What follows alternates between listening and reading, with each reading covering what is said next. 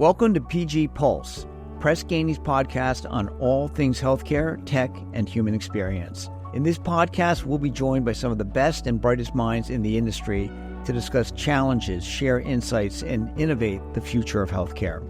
Thanks for tuning in. We hope you enjoy the conversation. I'm Tom Lee. I'm the Chief Medical Officer of Press Ganey. And today is a real treat. I'm talking with Shlomit Schaal, who is, I'm going to read her titles because even she can't remember them, Chief Physician Executive at Houston Methodist and President and CEO of the Houston Methodist Physician Organization. Shlomit can't remember all of her titles because they're not really important to her. It's the work that's important to her.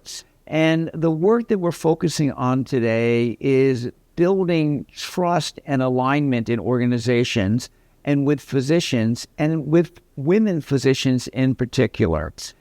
This work is so difficult in these times. Houston Methodist has been very effective. They've been working on high reliability for, well over a decade. And this work preceded Shlomit's arrival in 2023. But she has taken it into an even higher level since. So she has perspective on the nature of the work and the importance of the work. She's not taking credit for everything, but the fact is Houston Methodist is doing really well. And we want to first talk about this work at a Houston Methodist level. So, the high reliability work, I think that everyone I know with Houston Methodist feels like it has helped the organization get through crises like, hurricanes and, cold snaps and, pandemics. And so how has that cultural work translated into resilience? Like, what are you doing right that's making things go well? So you mentioned the word, and I would just emphasize it. It's culture, culture, culture. This is what it's about. When I joined Houston Methodist, I interviewed with many people. As somebody that comes into a new organization, they interview you, but you also interview them. And everyone spoke the same language. Everyone was on the same level, talking about values. So we have our I care values, which are integrity, compassion, accountability, respect, and excellence. And every single person, no matter what their role in the organization was, in some way, shape, or form, mentioned the I care value. And that made a huge impression on me. Because, when every organization has their values. Sometimes it's a poster on the wall. But if people speak and you ask them questions and you feel that they feel the values are coming from their heart, they want to represent their values, that's a good organization. That preceded me. That's the reason that I joined Houston Methodist. I felt that the culture is strong. What are the I care values? That's what they are. I care, integrity. This is I, okay? C, compassion. A, accountability. R, respect. And E, excellence. These are what they are. What they mean, it's not enough to say these are the values. What they mean is actually part of the culture. And at Houston Methodist, Dr. Mark Boom has something that is very unique. It's called Pathways to Unparalleled. It's actually a training session every year of 90 minutes where all employees are mandated to come and sit in tables and discuss the I care values. It's called Pathways to Unparalleled because our mandate from Dr. Boom, or our charge, is to become unparalleled. Unparalleled in safety, unparalleled in quality, unparalleled in service to our patients, and unparalleled in innovation. So that's where unparalleled come from, and we are on a pathway. And the way to get there is through the I care values. Now, interestingly enough, you mentioned that when I joined, I kind of dove all in and took it to a different level, what I noticed is that in these sessions of Pathways to Unparalleled, the employees participate, more than 95%, but the physician participation was 2%. 2. So when I joined, I was lucky enough to sit on a committee that designs this session, focused on quality that year. So that's, my area. And I'm like, wow, this is amazing. And why do our physicians miss out? So I asked our physicians to participate. In the first year, 2024, we had 72% participation. So from 2% to 72%. This last year, we had 83% of our physicians participate. So I think it's important to include physicians in the culture. And I think it's important to also hold physicians to the standards of our culture. Mm-hmm. So, that's my small contribution. And as we move forward to Unparalleled, I want the physicians not only to participate, but also to lead. Mm-hmm. Well, I want to turn to physicians in a second, but I just want to say that one of the things that impressed me most about Houston Methodist and the broader culture was that Houston Methodist was the first system in the country to mandate booster vaccinations during the COVID pandemic. And I know that this issue is controversial in many ways, but although it's not controversial to me, but it's but to be able to mandate something that is not the fact that Houston Methodist was the first. It took that step. Says something about the alignment that exists. And, of course, not every single person at Houston Methodist was happy with that policy, but basically it was implemented very effectively. And being capable of doing that, I don't think that could have happened without all the work to build a strong culture that went on beforehand. It's interesting that you mentioned this because when I interviewed, this was after, the pandemic, 2023, really. This is the first thing that I mentioned to Dr. Boom because it impressed me as much. Yeah. How you were the first. And, we can talk a lot about, the mandate, not mandate vaccination and things like that. But the main thing is this. This was the best knowledge at that time. Right. And the stance from leadership is we are a healthcare system. We care about the safety of our patients. We care about the safety of our employees. The best data out there is vaccinations protect from disease. And that's why we mandate it. The same way we mandate, by the way, the flu vaccinations and other vaccinations in healthcare. So, this is still, a topic that in the state of Texas is specifically controversial. Our laws is you can mandate vaccinations, but you cannot mandate COVID vaccines as it stands today in 2026. Mm-hmm. So, it's a move of courage. It's a move of belief in science. It's a move of leadership. Mm-hmm. And if you know the data, only 48% of healthcare systems followed with mandates. So the majority did not follow. Yeah. Well, I felt then, and I told Mark Boom this, that I had three emotions when I learned what they were doing. The first was respect, because I know that you could not have made that move at Houston Methodist unless the culture was good. The second emotion was I was grateful because he was showing you were showing leadership for the country. And the third was I was jealous because my own organization, we were just scheduling more meetings to talk about it. But once Houston Methodist made that decision, my organization where I practice, Mass General Brigham, we went along. But now let's turn to physicians because, and I know physician alignment at Houston Methodist today is like top 10 percentile. But it's not just because everyone at Houston Methodist knows the I care, components.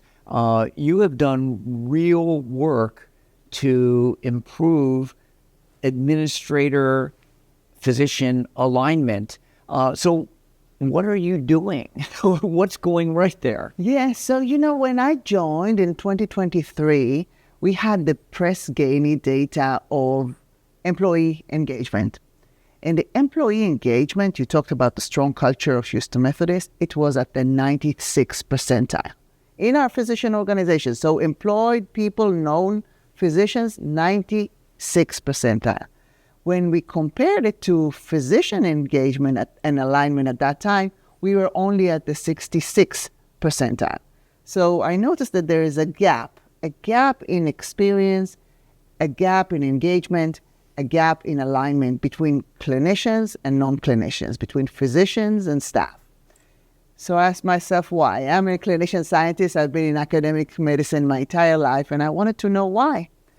So instead of just, kind of hypothesizing what could be the reason, we started what we call the Joy in Medicine Initiative. We call it Jimmy, Joy in Medicine Initiative. And what we did is we went all over Houston. We started in primary care because that was the group that had the lowest scores for physicians. And we went all over Houston, and Houston is huge. It's the size of the state of Massachusetts. And we met the primary care physicians where they are in the different areas. And we asked them 3 questions. The first question is, who are you? So I introduced myself. They introduced themselves. The second question is, what's good here? What's good here in Houston Methodist? Why do you work here? And the third question is, what is taking away your joy? Mm-hmm. Or we call it, what are the pebbles in your shoes? What are the things that in every day makes work less enjoyable? It's interesting. We did that for a whole, that was back in 2024. We did that year. That was our focus. And the first time, we went with a small group. As we went from place to place, we had rooms where the physician sat in an inner U, and in the outer U, people that didn't have to be there, we talked about administrators, they came just to listen to the physicians. So as we went from place to place, we were engulfed. The physicians were in the middle. We were engulfed, embraced by a group of administrators that didn't have to be there. They were executive leaders, they were senior administrators, or even clinic administrators that just wanted to hear, who are you, what's good here, and what can be better. And we took a very scientific approach to it and gathered all the data. And we heard many joys, and we heard many pebbles, many things that take away the joy. So as a result of that, we developed a strategy. We call it the Joy in Medicine strategy, and we delivered it back to our primary care physicians. One of the major things that they told us that brings them joy is the quality of care that they can provide at Houston Methodist to our patients. This is one of the major things. In primary care, 100% of the room at that time said that the administrative burden is too much. So we leaned all in. We leaned into ambient listening technology, and we saw a shift. And in 2025, when we repeated the survey, the Press Ganey survey, we were at the 81st percentile. So from 66 or even below, because the primary care group was even lower, to the 81st percentile, because we listened and because we acted and because we were very careful to say, here, we listened to you and this is what we did. Yeah. So very intentional, and now we're doing it in our specialty care as well. Yeah. That is a great story. And the ambient scribe technology is great, but it's available to everyone. Everyone's adopting it. Your increase from the 60s to the 80s in percentile is not only what you did, is how you did it, which is part of the story here. Now, you and I share deep interests in a segment of physicians, women physicians. I'm married to a fantastic woman physician. My oldest daughter is, a young cardiologist,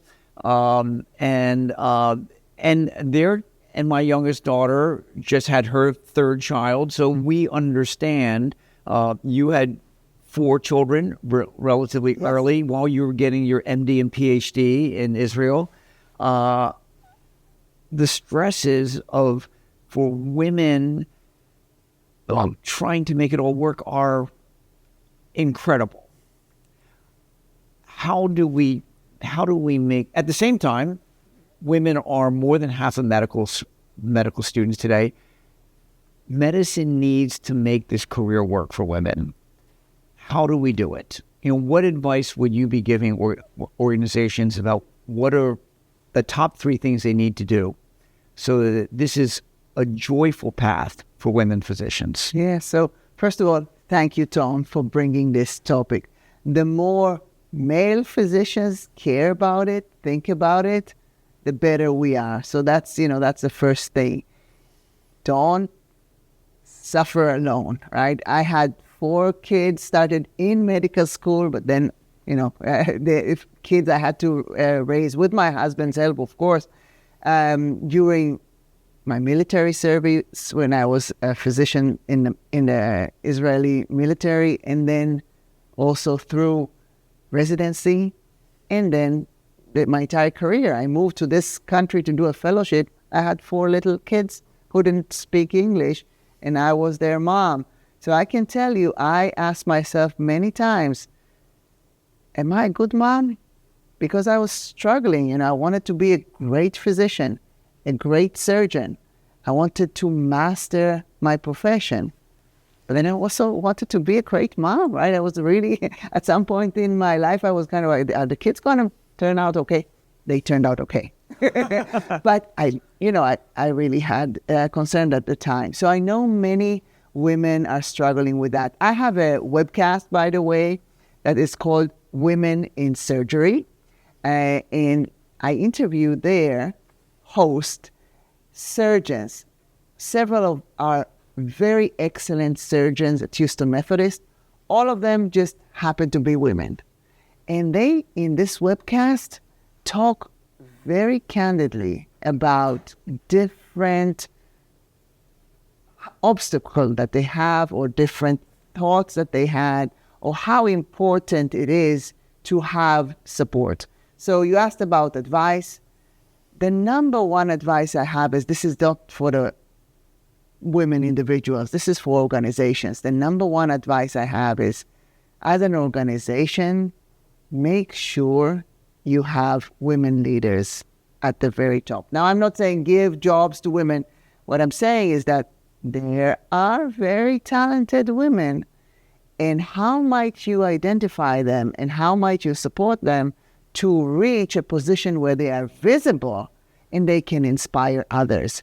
Because when I interview these surgeons, these excellent surgeons, they all point to someone that inspired them, a role model, that gave them the confidence that they could become that one day. So this is the one thing that I would say for organizations. Make sure that you have women at department chairs, at medical directors, at the C-suite. Make sure you have women there. It's not only men. The second thing I would say is, in order to become a leader, that's different. Physician is one profession. Physician leader, you have to be responsible for other physicians. Physicians are very smart, very sophisticated, and it's a kind of a different profession. You have to learn it. I learned leadership. I was a part of ELAM. I was in a master's in healthcare management program at Harvard. Did a full degree in healthcare management because I wanted to learn about leadership. I think sometimes, or I've seen it, when you say, here we have a leadership development program for you, the ones that sign up are usually the men. And I think intentionally you need to identify someone. This is what people did for me. They tapped me on the shoulder and said, you need to go there. I'll tell you a story, a short story. It's a true story. When I was just a retina surgeon in Louisville, Kentucky, the dean of the School of Medicine, who was a leader, her name is Toni Ganzel, she decided to send me to a leadership development program of the AAMC. It's a 2-day, it's called mid-career seminar for women. It's both for clinicians and PhDs. So she decided that every university can send one. She decided it's me. She sent me an email and she said, would you be interested in going to this AAMC mid-career leadership seminar? And I'm telling you, this is a true story. I looked at that. I'm like, I have my kids. I have my residents. I have my fellows. I have my lab people. I'm so busy. I have my patients. I have my surgeries. I don't have time for 2 days. She asked if I'm interested. I emailed her back and said, no, I'm not interested. 5 minutes afterwards, my chair at the time, Dr. Henry Kaplan, called me on the phone and said, did you really answer the dean and said, I'm not interested? She's not asking. She's saying, come. Yeah. And so you have to write to her and say, I would be delighted. So I wrote, I'd be delighted. And then I participated. And these 2 days changed my entire perspective of how important, to your point, how important it is to take the leap, to become a leader. And this is the reason I actually afterwards became a department chair in ophthalmology. Otherwise, I would never think about that. So this is a true story, my story, but I'm sure there are many women out there that need a little bit of encouragement. Yeah. Support and encouragement, and sometimes the nudge that your department chair gave you. All right, so to wrap up, let me just say that, you've had tremendous impact, and I know there's, the best is yet to come. I'm confident in terms of your impact on healthcare and Houston Methodist. But what advice would you give the young Shlomit Schaal today, the one who is midway in her 20s, and when you were doing your training as a clinician, but grappling with maybe you've had 2 of your 4 children, the military service lies ahead of you, but life is overwhelming, but you want to have impact on the world and you want to feel great about your career. What advice would you give to the young Shlomit today? Yeah, so this is an advice that I shared with many, both men and women physicians. Physicians are very competitive. And you look and you say, okay, well, I want to be this and I want to be that. And, I want to publish this many papers. I want to participate. I want to talk. I want to spread my ideas. Maybe I want to be an entrepreneur. I want to change the way medicine is delivered. We have many, many ideas. And sometimes we rush and think that it's a competition or a race. And so my best advice would be, it's not a race. And it's actually not the same path. We all have different paths. And so I would say, first of all, get to know who you are and what you care about, because the path should be a joy. It should be fun as you're getting there. And from my own life, I never ever thought that I would be here sitting in a chair with Dr. Tom Lee and talking about these things. Never imagined. My greatest dream when I just started, and I was in my mid-20s, and yes, with 2 children already, my greatest dream was to be the best retina surgeon in northern Israel. That was my dream. I came to the United States. My horizon opened, and I saw different things. I went through leadership training. My horizon opened even more. So things that I never planned and never could foresee in my 20s actually became true. So my advice is this: yes, have dreams, but be open and don't compete, and know yourself, enjoy the journey, and you will end up probably in a place that you never thought that you will, but it's going to be even a greater place than you have imagined. So that's my advice. That is fantastic advice, and I have had so much fun talking with you, and it's always fun talking to you, and I'm looking forward to more and more and more for years to come, and I'm sure many people in our audience will as well. So thank you so much, and I'm looking forward to all of our interactions in the next couple of days of our meeting. Excellent. Thank you, Tom. That's a wrap. Thank you for joining us today, and special thanks to our guests for sharing their time and insights. Stay tuned for our next episode, which will be released soon. In the meantime, visit our website where you'll find more information on the human experience and a lot more.